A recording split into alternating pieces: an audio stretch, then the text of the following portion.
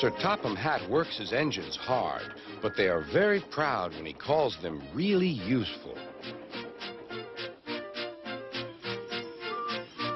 "I'm going to the scrapyard today," Edward called to Thomas. "What, already? You're not that old," replied Thomas cheekily. Thomas was only teasing.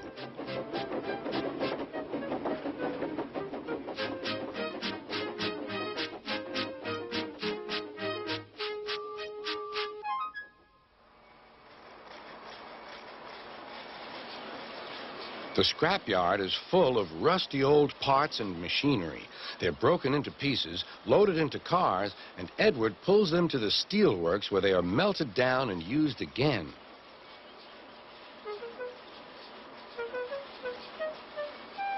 Today, there was a surprise waiting for Edward in the yard. It was a traction engine. "Hello," said Edward. "You're not broken and rusty. What are you doing here?" "I'm Trevor. They're going to break me up next week." "What a shame," said Edward.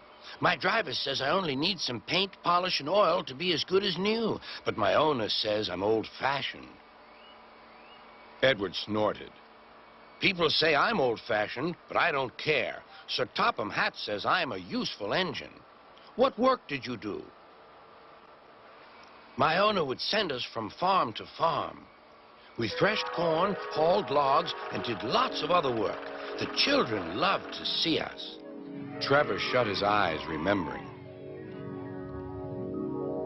"Oh, yes, I like children." Edward set off for the station. "Broken up, what a shame. Broken up, what a shame. I must help Trevor, I must." He thought of all his friends who liked engines, but strangely, none of them would have room for a traction engine at home. "It's a shame, it's a shame," he hissed.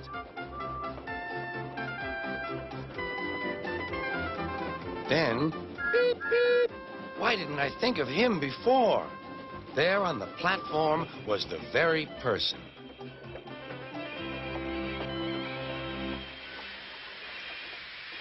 "Hello, Edward. You look upset." "What's the matter, Charlie?" he asked the driver. "There's a traction engine in the scrapyard, Vicar. He'll be broken up next week. Jem Cole says he never drove a better engine." "Do save him, sir. He saws wood and gives children rides." "We'll see," replied the vicar. Jem Cole came on Saturday. "The Reverend is coming to see you, Trevor. Maybe he'll buy you." "Do you think he will?" asked Trevor. "He will when I've lit your fire and cleaned you up." The vicar and his two boys arrived that evening. Trevor hadn't felt so happy for months. He chuffered about the yard. "Show your paces, Trevor," said the vicar.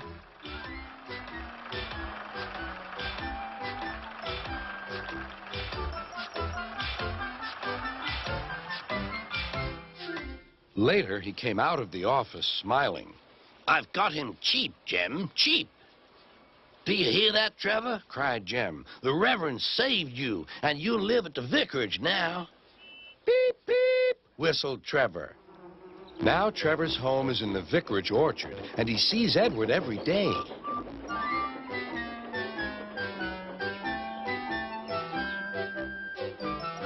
His paint is spotless, and his brass shines like gold. Trevor likes his work, but his happiest day is the church fair.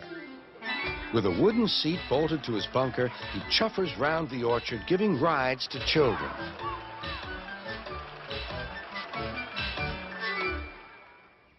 Long afterward, you'll see him shut his eyes, remembering. "I like children," he whispers happily.